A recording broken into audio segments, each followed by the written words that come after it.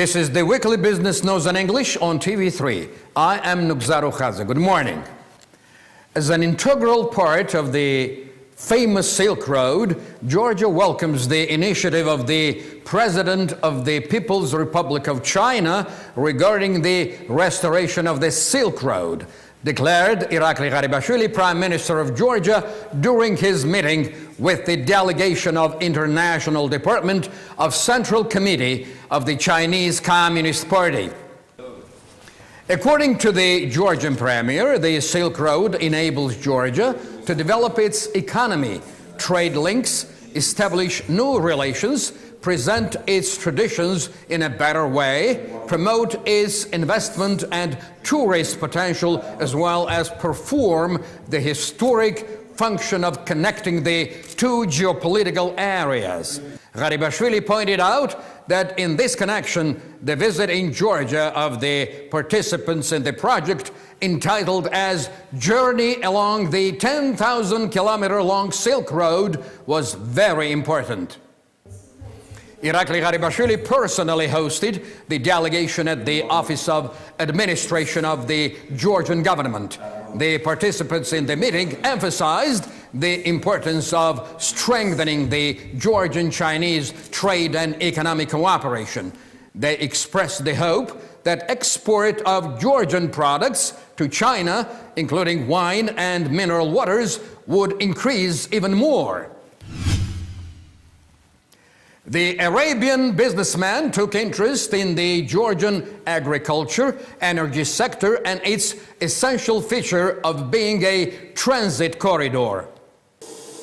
Within the framework of the official visit, Prime Minister Irakli Garibashvili met with the Sheikh of Abu Dhabi, heir to the throne, and Vice Premier, who thanked the Georgian Prime Minister for his visit to Abu Dhabi and expressed the hope that this visit would be a token of intensification of links between Georgia and the United Arab Emirates. By invitation of the ruler of Dubai, Irakli Garibashvili paid a 2-day-long visit to the United Arab Emirates. In his visit to the United Arab Emirates, Georgian Prime Minister was accompanied by the Minister of Economy and Stable Development, the Minister of Foreign Affairs, and Georgi Bachiashvili, Executive Director of the Co-Investment Fund. Members of the Georgian government assessed the visit as a successful event. Most important phenomena is the fact that the Arabian side takes great interest in Georgia. We believe that this visit will be instrumental in attracting investments in Georgia. Minister of Economy of Georgia also emphasized the importance of the visit, placing a particular accent on tourism. We met with investors who are interested in Georgia's potential. Namely, this country has a special experience in the sphere of tourism. We discussed Georgia's potential with the investors. We had a meeting with the representatives of Trade Chamber, where we discussed certain business projects. By the end of October, the delegation of the United Arab Emirates will pay a reciprocal visit to Georgia. The delegation, comprising the Arab businessmen and representatives of various funds, will identify the projects in which both sides will participate. The recent Georgian-Ukrainian Business Forum discussed the issues of intensifying the cooperation between Georgia and Ukraine in the field of agriculture. The event was opened by the Minister of Agrarian Policy and Food of Ukraine, who visited Tbilisi by invitation of Georgian Minister of Agriculture.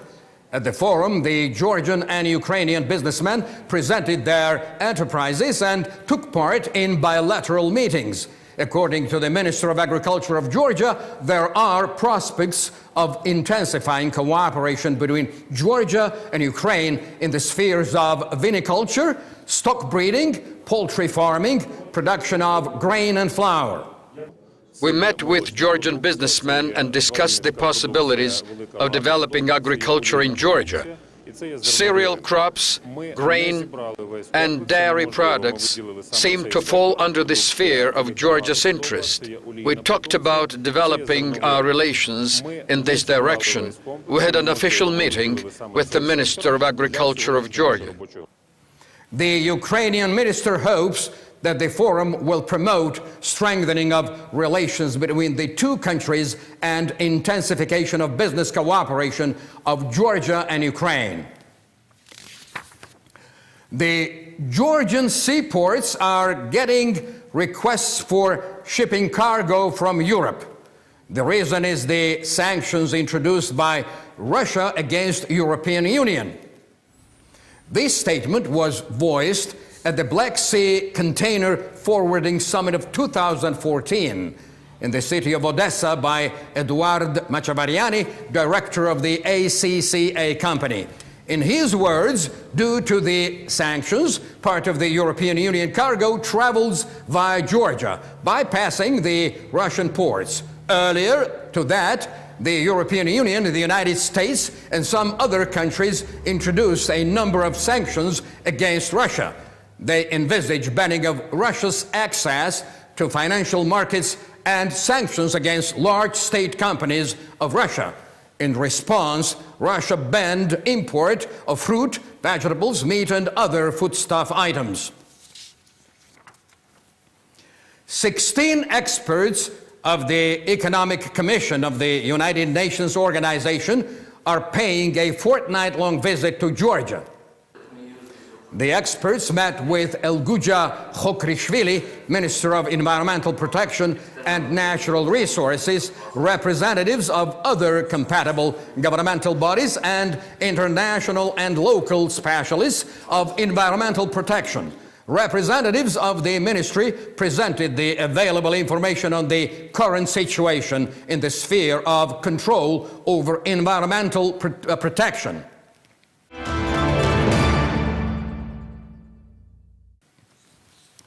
Construction of the Rustavi-Tbilisi Autobahn, the expressway, is going on.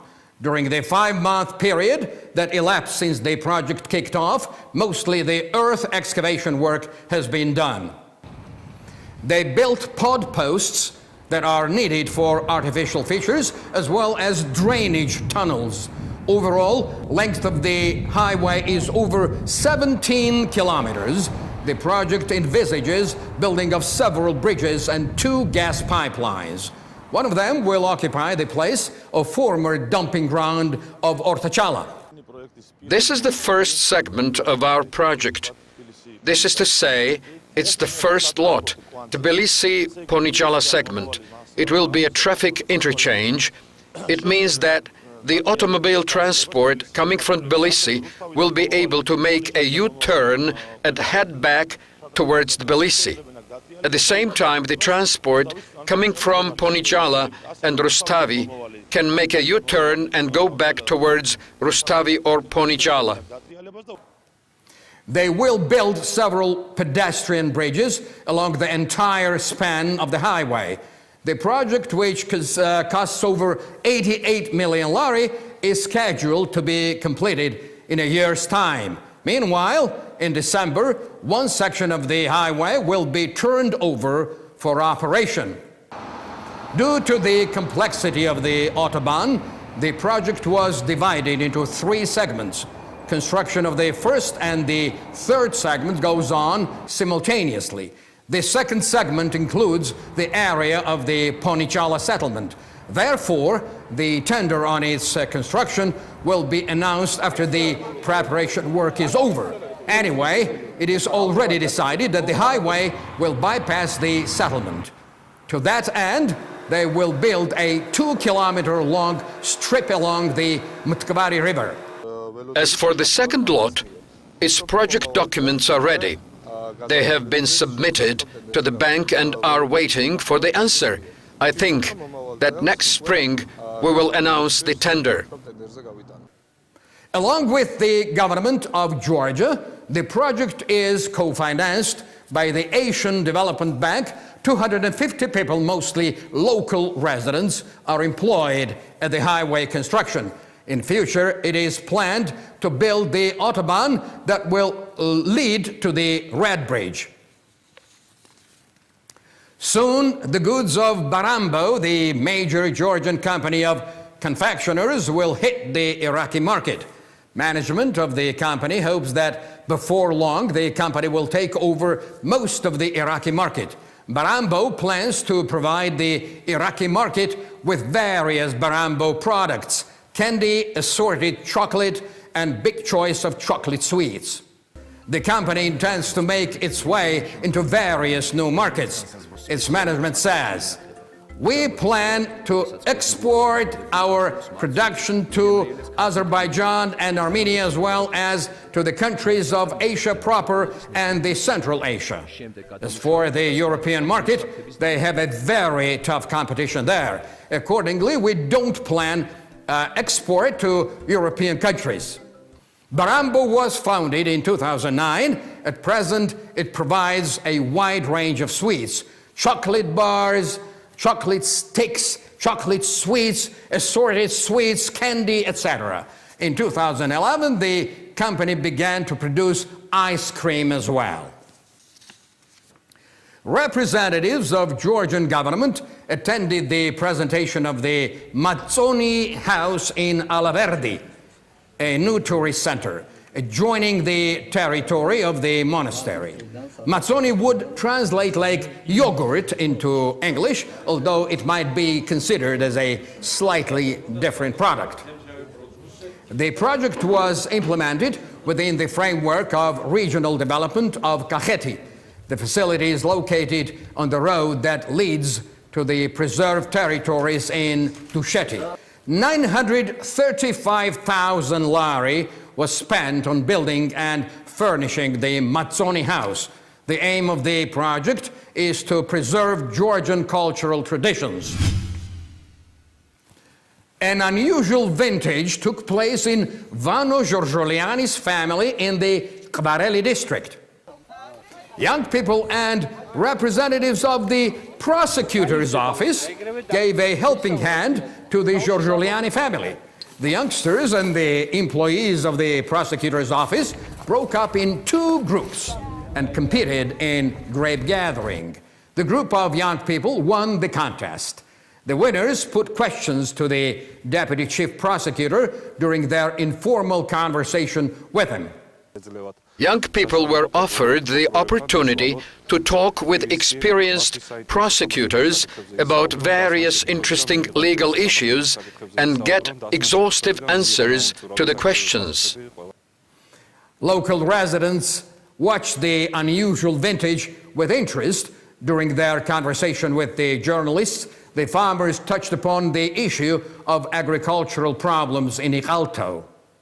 Why are wine grapes purchased at a low price? Grapes should have the highest price because growing wine grapes requires a lot of labor. Remali costs 1.50 lari, while wine grapes are sold at 1 lari. It's an unbelievable injustice. After collecting grapes, the young people toured the historic academy of Ikhalto. They received letters of commendation signed by the chief prosecutor. The event aimed to promote the healthy way of life among the younger generation. A 2-week-long program for the children, the victims of aggression and military actions in the eastern regions of Ukraine, took off at the Camp of Future in Anaklia. 14 to 18-year-old teenagers are here to undergo a 5-day social rehabilitation course. The Ukrainian children arrived in the airport of Kutaisi by a night flight, and their welcoming ceremony was organized in Anaklia. Georgian people are indebted to Ukrainians. During the hard times, especially in the recent past, Ukrainian people always supported us. Therefore, it is our human and national duty to support the Ukrainian people at this time. The Ukrainian guests sincerely appreciated Georgia's friendly support and timely assistance.